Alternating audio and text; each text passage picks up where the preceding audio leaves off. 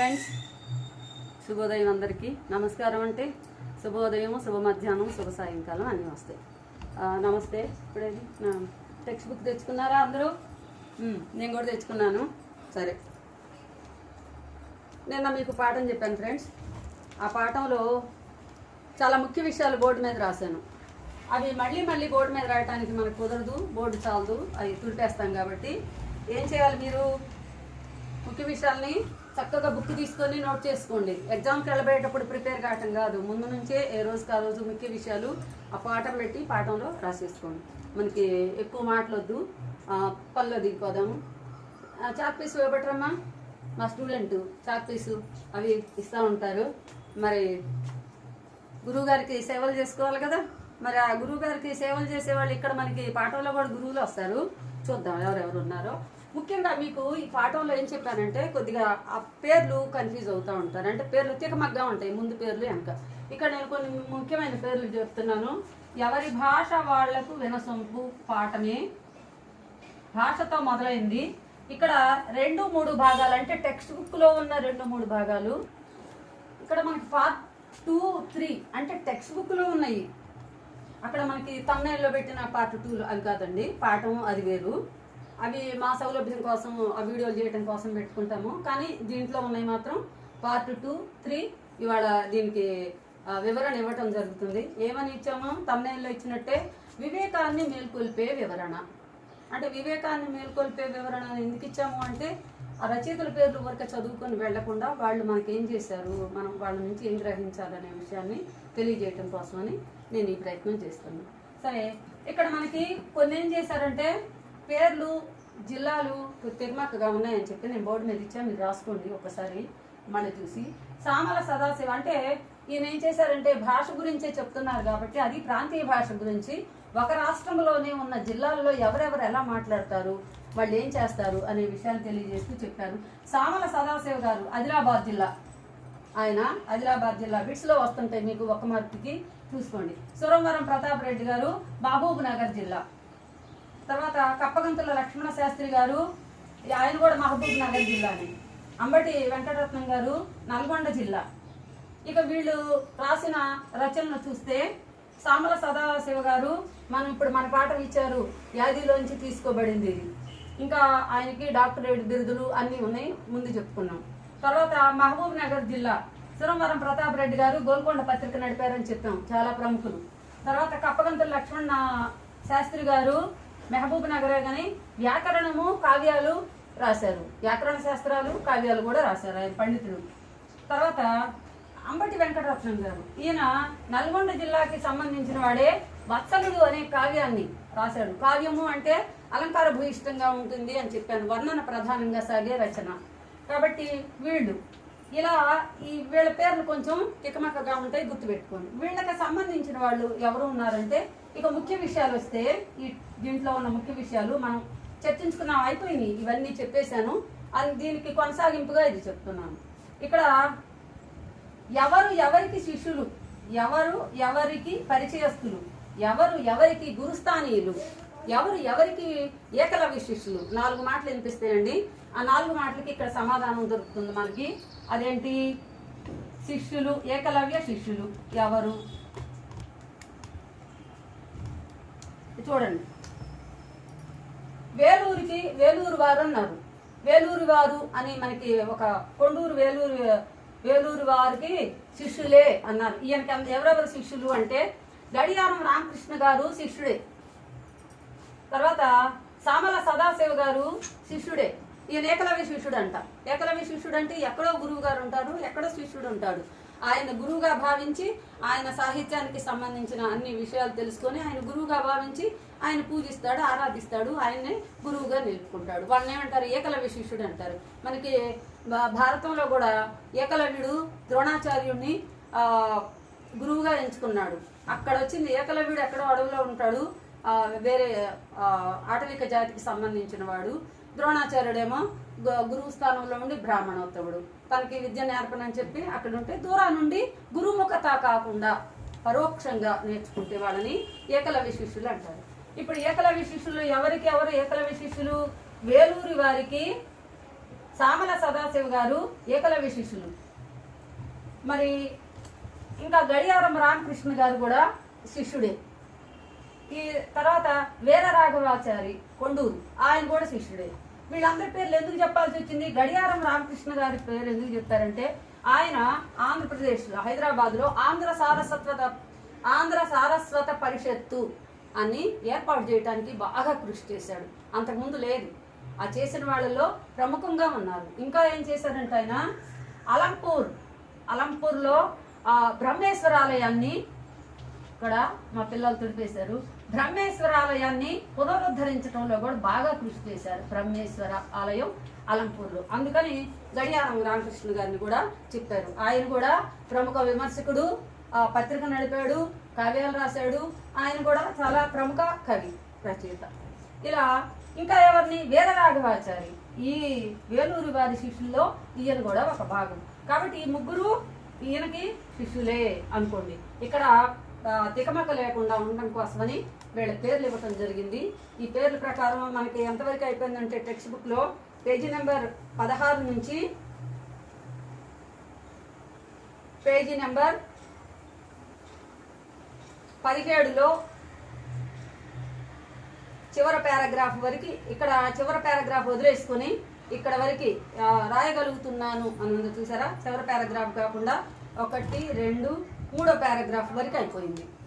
అంతవరకు సంబంధించింది ఇక్కడ ఇచ్చేసాను. ఆయన ఎవరెవరి దగ్గర ఏమేమి నేర్చుకున్నాడో అవన్నీ చెప్తే పుస్తకం అవుతుందని చెప్పి ముఖ్యంగా వాళ్ళకి ఉన్న పరిచయాలు చెప్పా కదా. యాది అంటే ఆయనకు గుర్తొస్తూ ఉంది, వీళ్ళని స్మరించుకుంటూ ఉన్నాడు. కాబట్టి ఇంతవరకు ఈ బోర్డులో ఉన్నవరకు చెప్తున్నాం. ఇక మిగిలిన పారాగ్రాఫ్కి రండి. మిగిలిన పారాగ్రాఫ్కి వస్తే పారాగ్రాఫ్ ఎక్స్ప్లెయిన్ చేసిన తర్వాత దానికి సంబంధించి బోర్డు మీద రాస్తాను.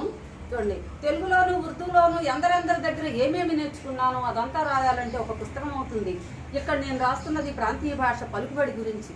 పలుకుబడి, నుడికారం, జాతీయాలు అనే వాటికి ఉర్దూలో చాలా ప్రాముఖ్యం ఉంది. అంటే తెలుగులో లేదా అంటే తెలుగులో కూడా ఉంది. అవి ఉంటేనే పరిపూర్ణంగా ఉంటుంది భాష అని తెలుసుకున్నాం.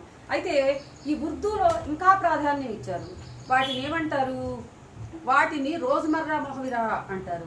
ఉర్దూ మొహవిరాల గురించి తర్వాత రాస్తాను. అది రాయకముందే ఈ ముచ్చట్లు ముగియేవు. వరంగల్ తెలుగును టక్సాలి తెలుగు అంటారు అనొచ్చు. ఢిల్లీ ఉర్దూను టక్సాలి ఉర్దూ అంటారు. టక్సాల అంటే టంకశాల. టంకశాలలో తయారయ్యే నాణ్యాలకే విలువ. ఇతరులు ఎవరైనా తయారు చేస్తే అవి నకిలీ నాణ్యాలు, అవి చలామణిలో లేవు, పైగా ప్రభుత్వం జప్తు చేస్తుంది. దీనికి సంబంధించి ఇప్పుడు విషయాలు నేను కొన్ని బోర్డు మీద రాస్తాను. ఇక్కడ పార్ట్ 2 వరకు అయిపోయింది. అవి బోర్డు మీద రాసిన తర్వాత కొనసాగిద్దాము. ఇక్కడ బోర్డు మీద రాసాను చూసారా? ముఖ్యమైన విషయాలు పేజీ నెంబర్ 17లో చివరి పారాగ్రాఫ్లో ఉన్న ముఖ్య విషయాలు గురించి తెలుసుకుందాం. ఊరిక పేజీ ఇచ్చి పారాగ్రాఫ్ ఇచ్చి మేము చదువుకోండి, మీరు నేర్చుకోండి అంటే కుదరదు. మాకైనా సరే ఇంకొకటి వివరంగా చెప్పాల్సింది, తెలుసుకోవాలి. కాబట్టి ఇక్కడ చూద్దాం. ఇక్కడ మనకి పలుకుబడి మొదటే చూసాం. పలుకుబడి, జాతీయాలు, నుడికారము అనే మాటలు విన్నాం. పలుకుబడి అంటే పలికే విధానం. ఎలా పలుకుతున్నారు? వచ్చిండు, వెళ్ళిండు, తెచ్చారు, ఇచ్చారు, ఇలా మాట్లాడతారు. అది పలుకుబడి అంటారు. మరి నుడి అంటే ఏంది? చమత్కారం అన్నమాట. చణుకులు మాట్లాడేటప్పుడే దాంట్లో మనకు ఒక హాస్యం వినిపిస్తూ ఉంటుంది. దాన్ని ఏమంటారంటే చమత్కారం. ఇంతకుముందు చెప్పాను. తర్వాత జాతీయాలు, జాతీయం ఉండాలి, జాతీయాలు ఉండాలి. అంటే మనకి చెప్పాను రామాయణం నుండి జాతీయాలు చాలా ఉన్నాయి. మనకి వీటిల్లో 10th క్లాస్ లెసన్స్లో చాలా జాతీయాలు వస్తాయి. వాటికి మార్కులు ఉన్నాయి. జాతీయం అంటే ఏంటంటే అర్థం వేరుగా ఉంటుంది, ప్రయోగం వేరుగా ఉంటుంది. నిన్న చెప్పాను ఎముకలేని చెయ్యి అంటే ఏంటంటే అది ఎముకలేని చెయ్యి అంటే ఏంది? ఎముకలేని చెయ్యి అని ఒక అర్థం ఉంటుంది. కానీ పదప్రయోగంలో ఏంటంటే బాగా దానం ఇచ్చేవాడు అని అర్థం. దానం ఇచ్చే చెయ్యి అని. అయితే ఇది భాషకి చాలా ముఖ్యమని చెప్పుకున్నారు. తెలుగు భాషలో చెప్పుకున్నారు. అదేవిధంగా ఉర్దూ వాళ్ళకి ఇంకా ముఖ్యమైనది ఏంటి? ఈ జాతీయాలు, నుడికారము, పలుకుబడి చాలా ప్రాముఖ్యం ఇస్తారు. వాటిని ఏమంటారు? ఇది ముఖ్యమైనది నేను చెప్పదలుచుకున్నాను. వాటిని ఉర్దూలో జాతీయాలు వీటిని ఏమంటారంటే రోజుమర్రా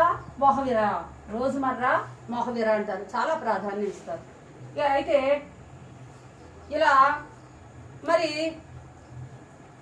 ఇంత ప్రాధాన్యం ఇచ్చేవాళ్ళు మొహవిరాల గురించి తర్వాత రాస్తానన్నాడు. ఈ ముచ్చట్లు ముగివు. వరంగల్ తెలుగుని మళ్ళీ వరంగల్ తెలుగుకి వచ్చాడు. ఇందాక మనం చెప్పుకున్న ఆ లిస్టులో ఉన్నాం. వరంగల్లు తెలుగు అంట, మంచి తెలుగేనంట.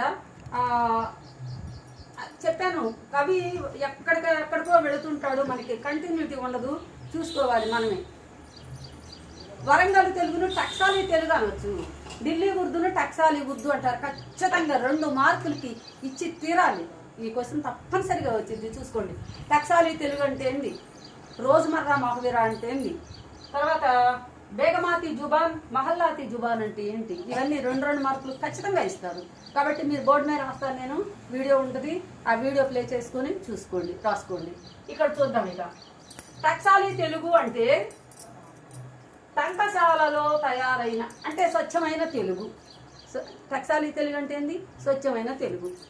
అంటే భాష స్వచ్ఛంగా ఉండకుండా ఉంటుందా అంటే పొల్యూట్ అవుతుంది. పొల్యూట్ అవటం ఏంటి, మధ్యలో వేరే భాషలు కలవటాన్ని, పొల్యూట్ అంటే మలినం అని కాదు, వేరే భాషలు కలవటాన్ని పొల్యూట్ కావడం అంటారు. అంటే ఎలా, ఆ శ్రీలక్ష్మి ఇప్పుడు చెంబుతో నీళ్లు తెచ్చాను, అది మొత్తం తెలుగేనా? తెలుగే. చెంబులో నీళ్లు తెచ్చారు, అదే చూడండి రకరకాల భాషలు. చెంబులో వాటర్ నహీ హై, హిందీ. ఏమేమి ఉన్నాయి, చెంబులో తెలుగు, వాటర్ ఇంగ్లీషు, నహీ హై హిందీ. 3 భాషలు కలిస్తే దాన్ని అది పొల్యూట్ అయిన తెలుగు అంటారు. అంటే తెలుగులోనే అన్ని భాషలు కలుస్తాయి. స్వచ్ఛంగా ఉండే భాషను ఏమంటారంటే, చక్కగా స్వచ్ఛంగా అంటే మళ్ళీ పాత తరాలకు వెళ్ళబాకండి, గ్రాంధికంలో ఉన్నాయి అవి ఏమంటారంటే, ధూమశకట విరామస్థానములో మేమున్నాము అంటాడు. ధూమశకట విరామస్థానం అంటే ఏంటి ఏమో, అచ్చమైన తెలుగు అది. అచ్చమైన తెలుగుకి వెళ్తే ధూమము పొగ, శకటము బండి, విరామము విశ్రాంతి, స్థానము స్టేషన్, రైల్వే స్టేషన్కి వచ్చిన తిప్పలండి ఇవి. ధూమశకట విరామస్థానం, ఈ మరీ అచ్చ తెలుగు పదాలైనా కూడా మనకి అర్థం కాదు. అయితే కొంచెం స్వచ్ఛంగా ఉండాలి, మన తెలుగుని ప్రతిబింబించే విధంగా, మన ఆచారాలని సాంప్రదాయాలని తెలియచేసే విధంగా ఉండాలని అంటారు. సరే, ఇప్పుడు ఈ టక్సాలి తెలుగు అంటే టంకశాలలో తయారైన తెలుగు. అసలు టంకశాల అంటే ఏంది, నాణ్యాలు ఉంటాయి కదా. ఇప్పుడు మనకి ప్రభుత్వము డబ్బుల్ని ముద్రిస్తూ ఉంటుంది. అవి ఒక నిమిషం అండి, ఇవి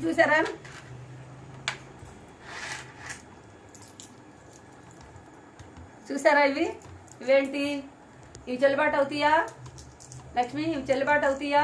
నువ్వేమన్నా కొట్టుకెళ్ళి చాక్లెట్లు తెచ్చుకోవాలన్నా, ఐస్ క్రీమ్లు తెచ్చుకోవాలన్నా అవుతాయి కదా? అవుతాయి.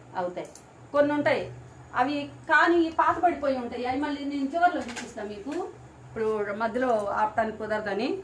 వాటిని ఎవరు ముద్రిస్తారు ఈ డబ్బుల్ని? అత్తయ్య, ఈ డబ్బులు ఎవరు ఇచ్చారు నీకు? అమ్మాయి తెచ్చింది. మరి ఆ చిరిగిపోయిన 10 రూపాయల నోట్లు అవి ఉన్నాయి కదా, అవి తీసుకుంటావా నువ్వు? నీకెందుకు? ఎందుకని తీసుకుంటే ఏమైంది? అవి వేరే వాళ్ళు తీసుకోరు. ప్రభుత్వం ముద్రించినవి అయినా అవి చిరిగిపోయినా నలిగిపోయినా వాళ్ళు తీసుకోరు, మామూలు వాళ్ళు తీసుకోరు. అదే బ్యాంకుల్లో మార్చుకుంటే కొంచెం కమిషన్ తీసుకొని అదే తీసుకుంటారు.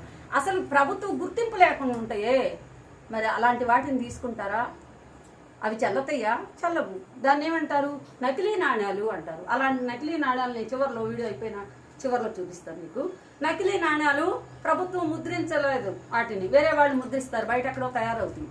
మరి ఆ నాణ్యాలు మరి చలామణిలో ఉంటాయి అంటే ఉండవు. అలాగే అవి స్వచ్ఛమైనవి. టంకశాల అంటే నాణ్యాలను తయారు చేసే ఈ కాయిన్స్ ఉంటాయే, ఇంగ్లీష్లో కాయిన్స్ అంటారు, తెలుగులో నాణ్యాలు అంటారు. ఈ నాణ్యాలు ఎక్కడ తయారవుతాయి అంటే టంకశాలలో తయారవుతాయి. ఎవరు తయారు చేస్తారంటే ప్రభుత్వం గుర్తింపు వచ్చింది, ఇవి చలామణి అవుతాయి, ఎక్కడైనా చలామణి అవుతాయి. కాబట్టి ఈ స్వచ్ఛమైనవి. ఇవి కాకుండా ప్రభుత్వం ముద్ర లేకుండా వేరే దేశం నుంచి వచ్చినా మనకి ఇక్కడ చలామణి కాదు. అవి ఇతర దేశాలు వెళ్ళిన వాళ్ళు వాళ్ళ అనుమతితో మార్చుకొని వస్తారు, అది వేరే విషయం అన్నమాట. ట్యాక్స్ కట్టడం అదంతా ఉంటుంది. మామూలుగా తెచ్చి చల్లాలంటే చల్లు. కాబట్టి ఇలా ఉన్న వాటిని ఏమంటారంటే టంకశాలలో ఉన్న నాణ్యాలు అంటారు. అయిపోయిందా? ఇప్పుడు మరి నాణ్యాల గురించి ఎందుకు చెప్పాడు కవి? నేను చెప్పలేదండి, కవే చెప్పాడు.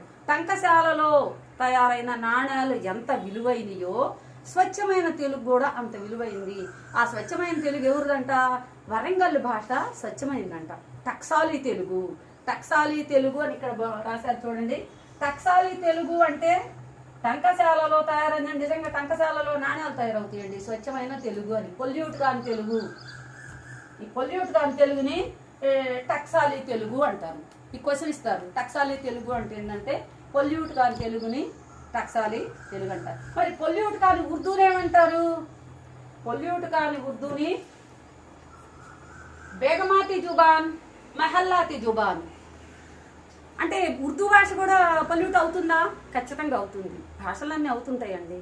మరి ఎవరు స్వచ్ఛమైన తెలుగు మాట్లాడతారు? వరంగల్ ప్రజలు మాట్లాడతారు అన్నారు. మరి స్వచ్ఛమైన ఉర్దూ ఎవరు మాట్లాడతారు? అది ఇప్పుడు చెప్పలేదు. నేను ఊరక వాళ్ళ పేర్లు చెప్పారు కాబట్టి ఇక్కడ బోర్డు మీద రాశాను. అవి వచ్చినప్పుడు వాళ్ళ పేర్లు చెప్తాను. ఓకేనా? ముందుకు వెళ్ళిపోదాం, పాఠంలోకి వెళ్దాము. ఇక్కడ టంకశాలలో తయారయ్యే నాణ్యాలకి విలువ ఇతరులు ఎవరైనా తయారు చేస్తే నకిలీ నాణ్యాలు చలామణిలో లేవు, పైగా ప్రభుత్వం జప్తు చేస్తుంది అని చెప్పారు. ఇంతవరకు ఇది అయిపోయిందండి. పార్ట్ 3కి వెళుతున్నాము. ఈ పార్ట్ 3లో చూడండి. ఇప్పుడు ఈయన మా ఊరిలో పూజలు చేయించే మరాఠీ పురోహితుడు, చదువుతున్నాను చూడండి. ఆడవాళ్ల నోట అసలైన భాష అని హెడ్డింగ్ ఇచ్చారు. ఇక్కడ ఎందుకన్నారు? ఇది ఖచ్చితంగా 2 మార్కులకు వచ్చి తీరుతుంది, రాసి పెట్టుకోండి. రాకపోతే నాకు ఫోన్ చేశాడు, నేను ఖచ్చితంగా వస్తుంది ఇది. మా ఊరిలో పూజలు చేయించే మరాఠీ పురోహితుడు మొదలు మీ కళ్ళకు నీళ్లు పెట్టుకోండి అంటాడు. అయ్యా అట్లా అనవద్దు, శుభమా అంటూ పూజ చేస్తుంటే కళ్ళకు నీళ్లు పెట్టుకోవడం ఏమిటి? ఈ సందర్భాన్ని మేము అర్థం చేసుకుంటాం కానీ ఇంకో సందర్భంలో దీని అర్థం వేరే అవుతుంది. తెలుగులో ఎట్లా అనాలో తెలియని మీరు ఇటువంటి తెలుగులో ఎందుకు చెప్తారు? మాకు మరాఠీ వచ్చు కదా, మరాఠీలో చెప్పండి అంటాను. కానీ అతను వినడు. మధ్యలో కు షష్ఠీ విభక్తి చేరుస్తాడు. కు అంటే ఏంది? షష్ఠీ విభక్తి చేరుస్తాడు. అది కొంత నయమే, కళ్ళ నీళ్లు పెట్టుకోండి అని అనడు. ఇది టంకశాల బయట తయారైన నకిలీ నాణ్యం. వరంగల్లులో ఆడవాళ్ల నోటనే వినగలము. కాబట్టి ఉర్దూ మాట్లాడే ముస్లిం స్త్రీలు, ఇల్లు దాటి వెళ్ళని వాళ్ళు, రాజమహల్లో ఉండే బేగముల భాష శుద్ధమైందని అప్పటి విద్వాంసుల అభిప్రాయం. అందుకే పొల్యూట్ కాని ఉర్దూను ఏమన్నారు? బేగమాతి జుబాన్, మహల్లాతి జుబాన్ అనేవాళ్ళు. మా చిన్నతనంలో ఆగా సాహెబ్ అనే ఉర్దూ ప్రొఫెసర్ నిజాం కాలేజీలో పనిచేసేవారు. అతని పేరు ఆగా హైదర్ హుసేన్ అనుకుంటానే కానీ గట్టిగా అనలేను. అతడు గంటలు గంటలు ఢిల్లీ బేగమాతి జుబాన్లో ప్రసంగించేవాడు. ఇప్పుడు ఈ పారాగ్రాఫ్ అయిపోయిందండి. దీంట్లో ముఖ్య విషయాలు బోర్డు మీద రాసాను, చూసుకుందాం. ఇందా చెప్పాను, రోజ్మర్రా మొహవిరా అంటే ఏంది? ఉర్దూలో ఉండే జాతీయాలు, వాటిని రోజ్మర్రా మొహవిరా అంటారు. మరి బేగమాతి జుబాన్, మహల్లాతి జుబాన్ అంటే ఏంటి? స్వచ్ఛమైన ఉర్దూ, పొల్యూట్ కాని ఉర్దూని బేగమాతి, మహల్లాతి జుబాన్ అంటారు. ఎవరు మాట్లాడతారంటే రాజమహల్లో ఉండే బేగములు ఉంటారే, అంటే ముస్లిం స్త్రీలను బేగములు అంటారండి. ఆ ముస్లిం స్త్రీలే కదా ఉర్దూ మాట్లాడేది. వాళ్ళు స్వచ్ఛంగా మాట్లాడతారంట. ఎవరు చెప్పారు ఈ విషయం? విద్వాంసులు చెప్పారు, ఆనాటి విద్వాంసుల అభిప్రాయం.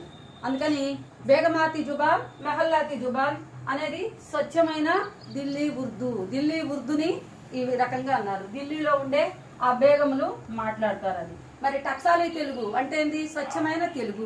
అది టంకశాలలో తయారైన నాణ్యాలకు ఎంత విలువ ఉంటుందో అంత విలువ ఉందని చెప్పారు. ఇక మరి ఇక్కడ హైదర్ హుసేన్ అని ఒక పేరు ఇచ్చారు. అందరు మాట్లాడతారా స్వచ్ఛమైన ఉర్దూ, స్వచ్ఛమైన తెలుగు? నిందా చెప్పాను నేను. ఏది? ధూమశకట విరామస్థానము, అది అందరు మాట్లాడలేదు. స్వచ్ఛమైన తెలుగులో ఎక్కడ కూడా పొల్యూట్ కాకుండా పొన్నికంటి తెలగనాచార్యులని ఒక ఆయన తెలుగు గ్రంథం మొట్టమొదట రాశారు. ఆయన యయాతి చరిత్రని. అది మాత్రం చాలా పేరు వచ్చింది. ఆ తెలుగు మామూలు వాళ్ళకి అర్థం కాదు. ఇదంతా సంస్కృతము తెలుగుతో మిళితమై ఉంది మనం మాట్లాడేది. ఇంకా ఇతర భాషలు కూడా వచ్చినాయి. కాబట్టి మంది పొల్యూట్ అయిన తెలుగు అనుకోవాలి. ఇక్కడ కవి గారి అభిప్రాయం అయితే, రచయిత గారి అభిప్రాయం అయితే టంకశాలలో తయారైన తెలుగు అనే అదే స్వచ్ఛమైందని చెప్తున్నారు. ఇక్కడ మరి స్వచ్ఛమైన ఢిల్లీ ఉర్దూ అంట. ఢిల్లీ ఉర్దూ స్వచ్ఛమైన పొల్యూట్ కాని ఉర్దూ. మరి ఎవరు మాట్లాడేవారు? నిజాం కాలేజీలో ప్రొఫెసర్గా ఉండే అతను ఆగా హైదర్ హుసేన్ అనే ప్రొఫెసరు గంటలు మాట్లాడేవాడంటే. ఆయన చాలా పండితుడు. కాబట్టి ఇలాంటి భాష స్వచ్ఛంగా ఉందని ఇక్కడ రచయిత అభిప్రాయపడుతున్నాడు. ఇక తర్వాత ముఖ్య విషయాలు చదువుకున్నాక బోర్డు మీద రాస్తాను, ఒకసారి చదువుకున్నాం. వరంగల్ తెలుగు గురించి మాట్లాడుతున్నాను కదా. ఒక సంవత్సరం పెద్ద కాళోజీ వర్ధంతి సభలో, సాధారణంగా కాళోజీ ఇంట జరిగే వర్ధంతి జయంతి సభలో పాల్గొనేవాడిని. నాకు పిలుపు వచ్చేది లేదా నేనే వెళ్ళేవాడిని. ఆ సభలో చిన్నపాటి కవి సమ్మేళనం, చిన్నపాటి ఉర్దూ ముషాయిరా, కొన్ని ప్రసంగాలు జరిగేవి. తర్వాత అక్కడ 3 గాయకులు మీరా సంగీత్ సభ వాద్యాల మీద షాద్ గజల్లు వినిపించేవారు. కొద్దిగా ముఖ్యమైన చోట అండర్లైన్ చేసుకోండి, అవన్నీ నేను బోర్డు మీద రాసి మళ్ళీ వివరంగా చెప్తా.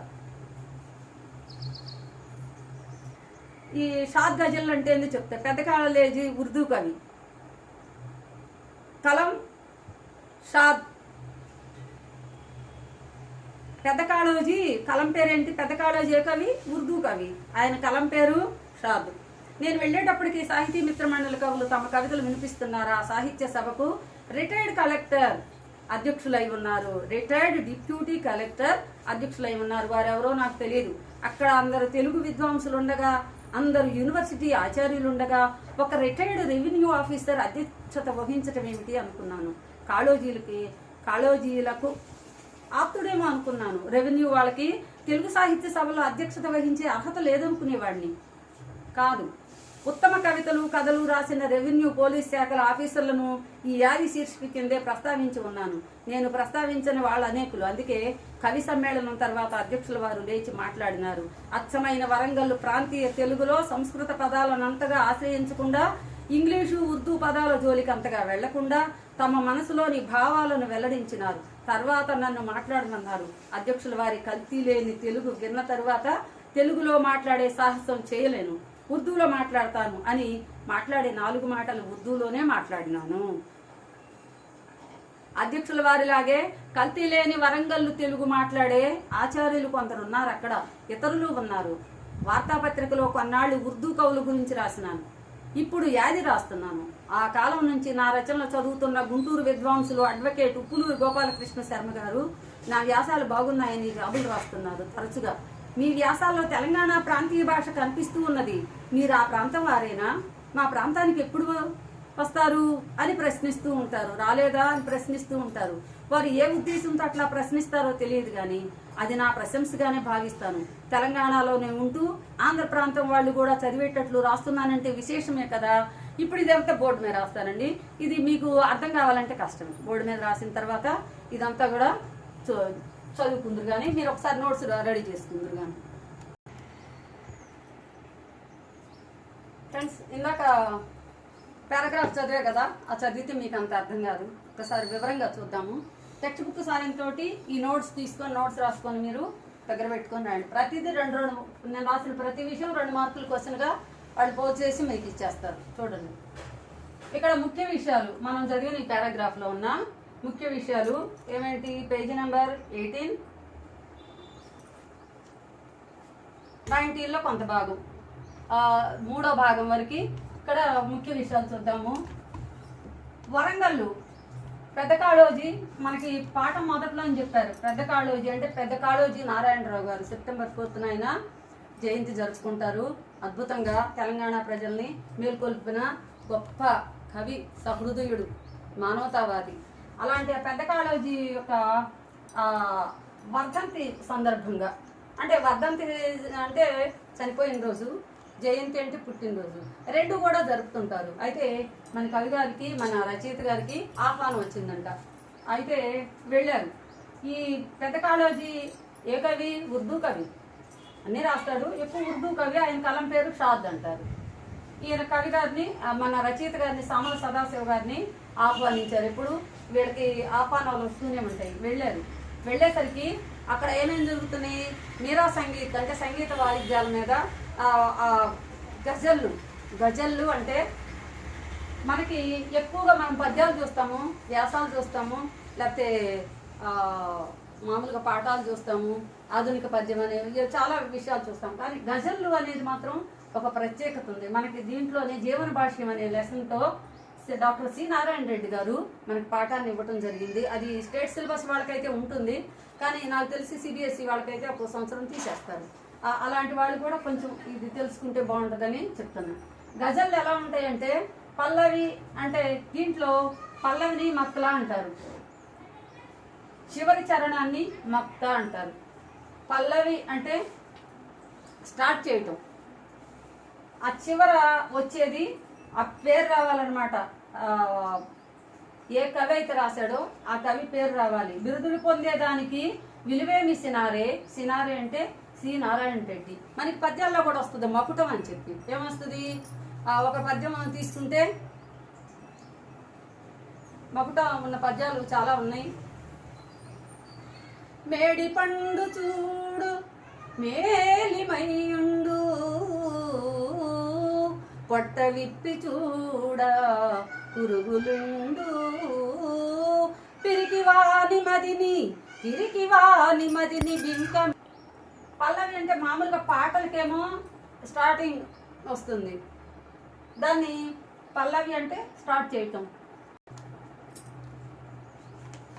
ఇక్కడ స్టార్టింగ్ అంటే ఎట్లా ఉంటుంది మనకి? పల్లవి ఒకటి చిన్న పాట పాడి చూద్దాము. తెలుగు పాటలు చాలా ఉన్నాయి కదండి, మీకు తెలియాలని. తేనె ఎలా ఉంటుంది అంటే దాన్ని రుచి చూస్తేనే తెలుస్తుందని ఇంతకుముందు చెప్పాను. కొద్దిగా మనకి కవులు ఇచ్చేళ్ళారండి, పద్యాలు పాటలు చాలా రాశారు, అవి కొంచెం తెలుసుకుందాము. ఈ పల్లవి చరణం ఎలా ఉంటుంది అంటే, తెలుగు భాష తీయదనం, తెలుగు జాతి గొప్పతనం, తెలుసుకున్న వాళ్ళకి తెలుగే ఒక మూలధనం, తల్లి తండ్రి నేర్పినట్టి మాతృభాషరా, దాన్ని మరచిపోతే నీ వాళ్లను మరచినట్టురా, ఇది మరవబోకురా అని చెప్పి రాశారు. అది ఫస్ట్ స్టార్టింగ్ ఏమంటారు? తెలుగు జాతి గొప్పతనం, తెలుగు భాష తీయదనం. దాన్ని అట్లా స్టార్ట్ చేయటాన్ని దాన్ని ఏమంటారంటే చరణము అంటారు. ఆఖరిలో అదే ఈ మరి పద్యాలకైతే చివరిలో మకుటం అని తెలుస్తుంది. మకుటం అంటే ఏంటి? మళ్ళీ ఇక్కడ చివర రావాలి, ఆ కవి గారి పేరు చివర రావాలి, దాన్ని గజల్ అంటారు. పద్యంలోనేమో ఒక పద్యం తీసుకుంటే ఇందాక చెప్పాను పద్యం,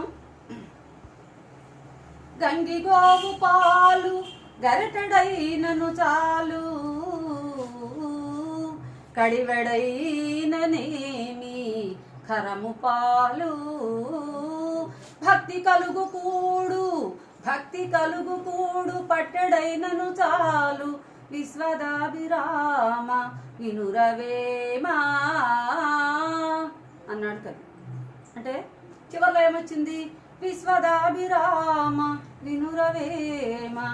వేమన రాసిన పద్యం, దాన్ని ఏమంటాము మనం? పద్యాల్లో మకుటం అంటాం. అదే గజల్లు అనేసరికి చివరి వచ్చేసరికి దాన్ని చివరి చరణం మక్త అంటారు. ఆయన పేరు రావాలి. బిరుదులు పొందటానికి ఏం సినారే, చేయాల్సిన మంచి ఏదన్నా ఉంటే చూడు అని తనకు తనే చెప్పుకున్నాడు. అది గొప్పతనం. నారాయణ రెడ్డి గారండి గొప్ప మహారచయిత, మహాకవి. ఆయన చెప్పాడు. ఇలాగ మీకు కొంచెం గజల్లు అంటే ఏంటంటే విద్యార్థులకి తెలియదనే ఉద్దేశంతో కొద్దిగా పరిచయం చేయటం జరిగింది. ఇలా ఇక మనకి ఇక్కడ కవిగారి దగ్గరికి వెళ్తే, పెద్ద కాళోజీ ఆ సందర్భంగా అక్కడికి వెళ్తే అక్కడ ఎవరిని ఆహ్వానించారు అధ్యక్షత వహించడానికి? మహామహులైన వాళ్ళని, భాషా పండితులని, విద్వాంసులని, వాళ్ళని ఉంచాలి అధ్యక్షత వహించడానికి. కానీ ఏం చేశారంటే ఆశ్చర్యకరంగా రిటైర్డ్ డిప్యూటీ కలెక్టర్ గారు అధ్యక్షత వహించారు. ఈయన చాలా ఆశ్చర్యపోయాడు. ఎందుకలా? ఇంతమంది విద్వాంసులు ఉన్నారు, ఇంతమంది రచయితలు ఉన్నారు, ఇంత మహాకవులు ఉన్నారు. ఈయన కాళోజీ గారికి ఆప్తుడేమో, ఇష్టమైన వాడేమో, బాగా సన్నిహితుడేమో, బాగా తెలిసిన వాడేమో, లేకపోతే బంధువేమో అనే ఉద్దేశంతో ఇచ్చారేమోలే పోనీలే అనుకున్నాడు. కానీ ఆయన వాగ్దాటి స్టార్ట్ అయిన తర్వాత, మొదలైన తర్వాత అప్పుడు తెలిసింది ఈ డిప్యూటీ కలెక్టర్ స్థాయిలో ఉన్నాడు. ఒక్క ఇంగ్లీష్ పదం వాడకుండా, సంస్కృత పదాలు ఎక్కువ వాడకుండా, అచ్చమైన తెలుగులో ఇంగ్లీషు హిందీ పదాల జోలికి వెళ్లకుండా ఎలా మాట్లాడాడంటే ఆ వాగ్దాటి గంగా ప్రవాహం వల్ల సాగిపోయి మిగిలిన వాళ్ళు మాట్లాడటానికి ఏమీ మిగలలేదు. ఆశ్చర్యపోయాడు. అందుకే ఇచ్చారు. ఈ మహాకవి వర్ధంతి సభలో మాట్లాడాలంటే ఎంత దమ్ము ఉండాలి, అంత దమ్ముగా మాట్లాడాలంటే ఆ తెలుగు మీద ఉన్న పట్టు, ఆ తెలుగు మీద పట్టు ఎలా వచ్చింది వాళ్ళకి? చిన్నప్పటి నుంచి నేర్చుకున్న మాతృభాష మీద ఉన్న మమకారం. మాతృభాష నేర్చుకున్నంత మాత్రాన్ని మాట్లాడతారంటే లేదు, మమకారం ఉండాలి. ఆ మమకారంతో ఆయన మాట్లాడితే మిగిలిన వాళ్ళు మాట్లాడటానికి సిగ్గుపడ్డారు. తర్వాత మన రచయిత సామల సదాశివ గారిని మాట్లాడండి అంటే, నేను మాట్లాడటానికి ఇంకేముంది, మొత్తం ఆయనే మాట్లాడాడు. ఆయన ముందు మాట్లాడటం అంటే నేను పెద్ద సాహసమే, నాకు వద్దు బాబు, నేను ఉర్దూలో మాట్లాడతానని చెప్పి ఉర్దూలో మాట్లాడేసాను. తర్వాత ఈయన అది అయిపోయింది. అందుకని మీకు ఈ క్వశ్చన్ వచ్చింది, రిటైర్డ్ కలెక్టర్ని ఎందుకు ఇచ్చారు, ఎందుకు అని చెప్పి ఖచ్చితంగా ఈ క్వశ్చన్ వచ్చేది, ఖచ్చితంగా వదిలేసి వస్తారు, ఎవడో రాయడు. కొంచెం గుర్తుపెట్టుకొని చదువుకోండి. ఓకే. తర్వాత ఇక ఉర్దూ తర్వాత ఈయన ఏం చేశారంటే చెప్పాను కదా, ఉర్దూ కవి కూడా. ఈయన 6 భాషల్లో పండితుడు సామల సదాశివ్ గారు. ఈయన ఉర్దూ పత్రికని నడిపాడు. ఉర్దూ పత్రికలో ఈయన రచనలు చేస్తూ ఉండేవాడు. ఆ రచనలు చేస్తూ ఉన్నప్పుడు అవి చదివిన వాళ్ళు జాబులు రాస్తూ ఉంటారు కదా, సందేహాలకు కానీ లేకపోతే ప్రశ్నలకి సమాధానాలు కానీ.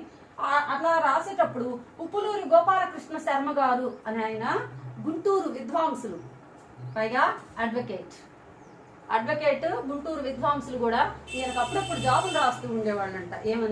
ఏమండి మీరు తెలంగాణ ప్రాంతం వాళ్ళ, ఆ ప్రాంతపు భాష చాలా బాగుంటుందండి, మీరు రాస్తుంటే నాకు బాగా నచ్చింది అని అనకుండా, మీరు ఆ ప్రాంతం వాళ్ళ, మా ప్రాంతానికి ఎప్పుడు వస్తారు, మీకు చాలా ఇష్టం అంటుంది అంటే ఏంది, తనకు కూడా నచ్చిందనే కదా అర్థం. అంటే తన రచనలు అవతల ఆంధ్ర ప్రాంతం మళ్ళీ తెలంగాణ ప్రాంతం అని వేరైపోయింది కదా. మరి తెలంగాణ వాళ్ళని ఆదరించలేదు అని మనకి కొంచెం సందేహంలో ఉన్నాం. వాళ్ళు స్నేహితులేనంటే ఖచ్చితంగా మిత్రులేనండి. కవులు కానీ రచయితలు కానీ ఇంకొకళ్ళు కానీ వీళ్ళు పెద్ద బాధ్యతను స్వీకరించారు. సంఘాన్ని బాగు చేసే బాధ్యతను ఎవరు తీసుకోవాలండి? పెద్దవాళ్ళు తీసుకోవాలి. అందులో కవులకి రచయితలకి పెద్ద బాధ్యత ఉంది. వాళ్ళ రచన ద్వారా సంఘంలో ఉన్న ఆ దురాచారాలను కానివ్వండి లేకపోతే వేరే విషయాలను కానివ్వండి సరిచేయగలుగుతారు. వారు చెప్తే వింటారు. ఇంకా సంఘంలో ఎవరెవరికి బాధ్యతలు ఉన్నాయి బాగు చేసే బాధ్యత అంటే ముఖ్యంగా వయసు 50 ఏళ్ళు దాటిన వాళ్ళకి ఉంటుంది. అంటే మిగిలిన వాళ్ళకి లేదా అంటే చిన్న వయసు వాళ్ళు చెప్పినా నువ్వు చిన్నవాడివి, నువ్వు చెప్తే ఏంటి అంటారు. ఇప్పుడు మనకి జనాభా లెక్కల్లో చెప్పేటప్పుడు కూడా దేశ సంపద ఎలాగా పరిగణిస్తారు అంటే, దేశ సంపదను చెప్పేటప్పుడు 15 సంవత్సరాల లోపు వాళ్ళని బాలల కింద తీస్తారు. తర్వాత 25 సంవత్సరాల నుంచి 17 నుంచి 35 సంవత్సరాల ఉన్న ఆ ప్రజలు ఆ దేశానికి సంపద. దేశానికి సంపద అంటే ఏమేమి చెప్తామండి? కొండలు, అరణ్యాలు, నదులు, ఆకాశము, సముద్రాలు, ఇవి చెప్తాం, గనులు. అవే కాకుండా దేశంలో ఉన్న ప్రజలు కూడా సంపదే. 15 సంవత్సరాల నుంచి 35 సంవత్సరాల వరకు ఉన్నవాళ్ళు దేశానికి సంపద. ఏదైనా ఆదాయాన్ని సంపాదించాలన్నా సాధించాలన్నా వాళ్ళు సాధిస్తారు. ఆ తర్వాత 50 సంవత్సరాలు దాటిన వాళ్ళు సంఘానికి సలహాలు ఇచ్చే స్థాయికి రావాలి. సంఘంలో ఉన్న మర్యాదను కాపాడే ప్రయత్నాలు చేయాలి. వాళ్ళకి అర్హత ఉంది. కాబట్టి 60 ఏళ్ళు 50 సంవత్సరాల వాళ్ళు మా పని అయిపోయిందని అనుకోకూడదు. అక్కడి నుంచే మొదలవుతుంది. సంఘాన్ని బాగు చేసే బాధ్యతని తీసుకోవాలి. ఈ విధంగా సరే ఇక్కడ రచయితలు గోపాలకృష్ణ గారు ఇలా చెప్పగానే ఆయన కూడా నచ్చే విధంగా నేను చేశానంటే చాలా సంతోషం. అయిపోయింది మనకి ఈ 2-3 భాగాలు. కానీ విషయం ఏంటంటే, ఇంతకీ మనకి తెలిసిన విషయం ఏంటంటే ప్రాంతీయ తెలుగు అందరికీ ఇష్టమే. ప్రాంతీయ సరే అత్తయ్య రా తొందరగా చూపిస్తా. లక్ష్మి, మీ ఇంటి పక్కన ఎవరెవరు ఉంటారు? ఏ భాషలు మాట్లాడుతుంటారు? తెలుగు ఉర్దూ తెలుగు ఉర్దూ. అత్తయ్య, మీ ఇంటి పక్కన వాళ్ళు ముస్లింలు ఉండేవాళ్ళు ఎవరాళ్ళు? బుడే సాహిబ్ గారు అని ఉండేవాళ్ళు. రా ఇక్కడ చూస్తారు తొందర. బుడే సాహిబ్ గారు అని ముస్లింలు ఉండేవాళ్ళు మా ఇంటి పక్కన. వాళ్ళు ఏ భాషలో మాట్లాడతారు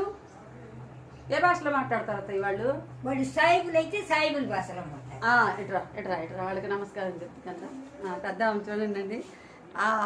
నమస్తే చెప్పు. నీకన్నా చిన్నవాళ్ళు ఉన్నారు. నమస్తే అటు చూడు.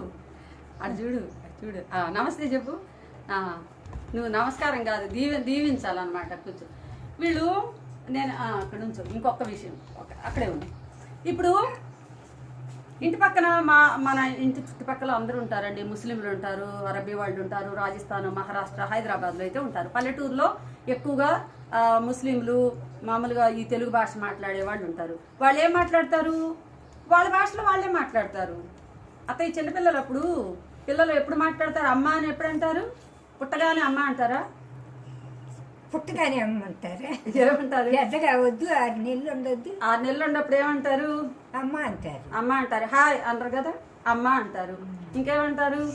అత్త అంటారు, తాత అంటారు. అదేమంటారు? ఆ భాష ఎవరు నేర్పుతారు అయ్యి వాళ్ళకి?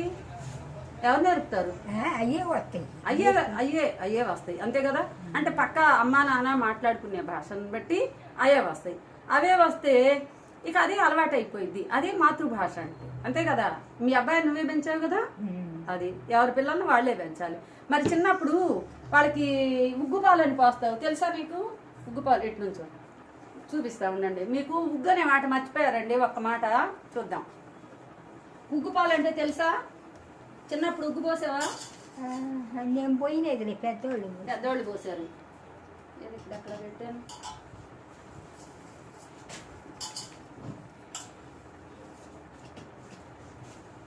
గిన్నె ఉండాలి. చూడండి ఫ్రెండ్స్, ఎక్కడ పెట్టాను చూడు, అక్కడ తను ఇది చూడండి. ఉగ్గుపాలతో నేర్పించారంటారే. ఉగ్గుపాలు అంటే ఏంటండి? చిన్నప్పుడే పిల్లలకి కాళ్ళ మీద తల్లి పాలు ఇస్తుంది, కాళ్ళ మీద పడుకోబెట్టుకొని వాళ్ళకి ఉగ్గు పోస్తారు. ఉగ్గు పోయటం అంటే దాంట్లో ఏదో పెట్టాను నేను. సరే తెస్తాను, ఉన్న వరకు చూపిస్తాను, తర్వాత చూద్దాం. 2 గిన్నెలు ఉండాలి. చిన్నప్పుడు పిల్లలకి దీంట్లో ఏముందండి? ఉగ్గు పోసేది ఉంటుంది. వస అని ఎప్పుడన్నా విన్నారండి మీరు? వస అంటే ఆ వస బాగా పిల్లలకి మాటలు రావటానికి వసపెట్టలాగా వాగుతున్నావురా అంటారు. బాగా మాటలు రావటానికి వాడతారు. ఇంకా తీసుకురావాలి, నువ్వు రావాలి, తీసుకురా.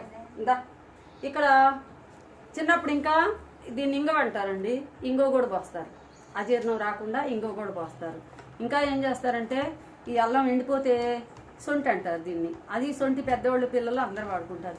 ముఖ్యంగా మీకు ఒక మంచి బుజ్జి వస్తువుని చూపిస్తా చూడండి. చూపిస్తాయి అదేందో చూడు. ఆ గిన్నె ఏమంటారు దాన్ని? మీరు ఎవరికన్నా దగ్గరగా కనిపిస్తుందా? ఈ గిన్నె ఏమంటారు? ఉగ్గిందంటే ఉగ్గిన్న. దీంతో ఏం చేస్తారు? ఏమన్నా ఆముదం పాలు పోసుకుంటారు. పిల్లలకి కాళ్ళ మీద పడుకోబెట్టుకుని ఈ ఆముదము గిన్నె పట్టుకొని ఉగ్గు గిన్నె అంటారండి. గిన్నెను చూడండి, దీని విషయమే మర్చిపోయారు అసలు అందరూ. ఈ గిన్నెలు కనుక వాడేటట్టయితే మీ పిల్లలకి పెద్దగా ఆరోగ్య సమస్యలే రావు. ఇంకా ఈ గిన్నె ఉంది చూడండి, చిన్నగా ఉందా, ముద్దుగా ఈ గిన్నె ఉంది. ఈ గిన్నె దేనికి వాడతారు అత్తయ్య? ఆముదం తీసుకొచ్చి పోసేవాళ్ళు అజీర్ణ సమస్యలు రాకుండా. ఇంకా ఏం చేసేవాళ్ళు అంటే వస అంటారు. ఇట్లా ఉగ్గు గిన్నెలు. ఉగ్గు పాలతో నేర్చిన విద్య అంటే తల్లి నేర్పించింది. ఉగ్గు పాలతో ఎవరు నేర్పిస్తారు? ఏది నేర్పించాలన్నా తల్లే నేర్పించింది. ముందు దేని ద్వారా రావాలి? భాష ద్వారా రావాలి. పట్టుకో. ఇంకా చూడండి, ఇంకా చూడండి, ఇక్కడ కనిపిస్తుందా? ధనియాలు, పసుపు, నువ్వులు, నిమ్మకాయలు, తమలపాకులు. ఈ మీరు ఊహిస్తారా? ఇదేంటి లక్ష్మి? వేపాకు. కరివేపాక. వేపాకు. అత్తయ్య ఇదేంటి? వేపాకు. దేనికి కొడతారు? పిల్లలకి దేనికి కొడతారు? పిల్లలకి దేనికి కొడతారు? పిల్లలకి ఎందుకు కొడతారు? కొయ్యటం కాదు, ఒంటికి రాయరు. ఒంటికి అమ్మవారు అది వచ్చినప్పుడు అది రాయటానికి వాడుకుంటారు. పసుపుతో కలిపి అమ్మవారు వచ్చిందని ఇప్పుడు మనకి ఇదేదో వస్తున్నాయి కదా, ఫ్లూ, జ్వరాలు, ఇలాంటి వాటికి కాకుండా పైన ఒంటికి దద్దుకు వచ్చినప్పుడు తడపర పోసిందంటారు, ఇవి వాడతారు అనమాట. ఇవన్నీ గృహ వైద్యం అంటారండి. ఇగోండి మిరియాలు, ఇవన్నీ గృహ వైద్యం. ఇవన్నీ తల్లి ద్వారా నేర్చుకున్నాయే. ఇవన్నీ కూడా ఇంకా ఉన్నాయి. ఇంకా తినుబండారాలు చూడాలంటే తినేవి కూడా ఇవి ఇలాంటి సహజమైన ఆహారంతోనే పెంచారు. సహజమైన భాషే కాకుండా సహజమైన ఆహారంతోనే పెంచారు. ఇవన్నీ సహజమైన ఆహారాలు అంటే వండకుండానే తినొచ్చు. ఇవి అపక్వ ఆహారాలు, పక్వం వండకుండా ఉండేయని. సరే, ఇప్పుడు పెట్టు దీంట్లో. ఇప్పుడు ఉగ్గు పాలతో అంటే ఈ ఉగ్గు పోస్తానే తల్లి పిల్లాడికి నేర్పుతుంటది. పాటల ద్వారా కానీ ఆటల ద్వారా కానీ భాష అక్కడ పెట్టు. భాష అనేది చాలా ముఖ్యము. ఆ భాష తల్లి ద్వారా ఏ భాష అయితే వచ్చిందో అది ఎప్పటికీ మర్చిపోలేరు, మర్చిపోకూడదు కూడా. అందుకే మనకి కవి ఈ పాట రాశాడండి. ఇంకా ఇప్పుడు మీకు ఇంకా తర్వాత ఇంకొక విషయం చెప్తాను. ఇవన్నీ కలిపి పిల్లలకి వస అని తెలియజేయటం కోసమని. ఆ వస అంటే ఏంది? బాగా మాటలు రావటం కోసమని వసపోస్తారు. భారతీయ వైద్యం ఎప్పుడో మొదలైందండి.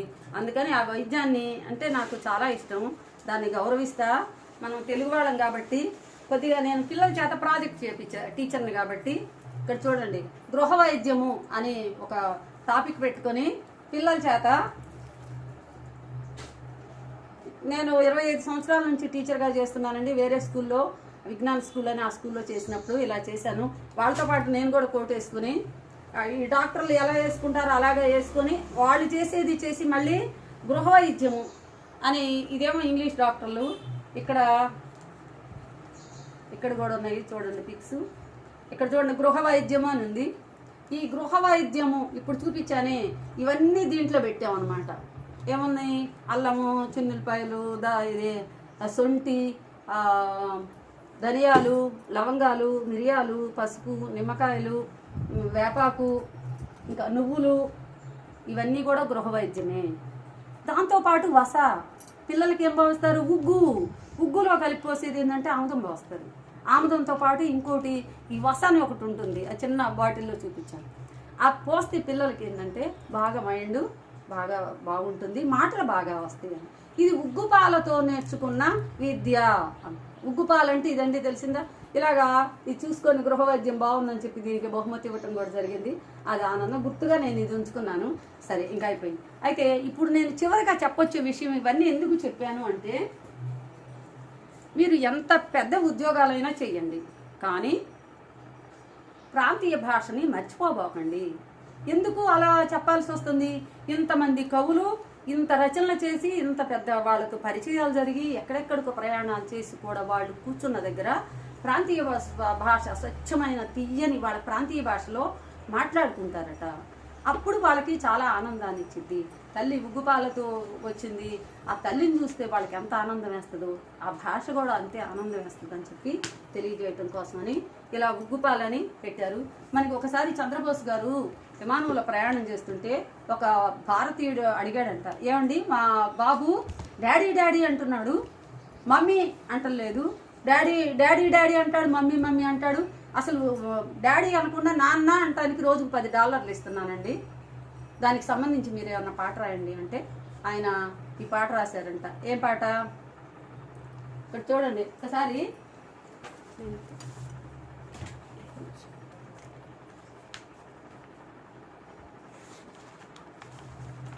దీంట్లో మీరు తెలుగు జాతి గొప్పదేనా,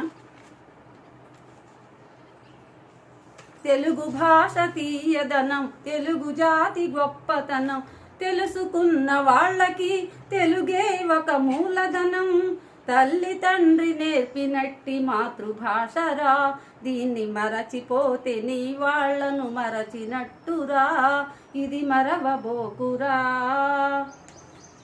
పరభాషా జ్ఞానాన్ని సంపాదించు, కాని నీ భాషలో నీవు సంభాషించు, సంతోషించు.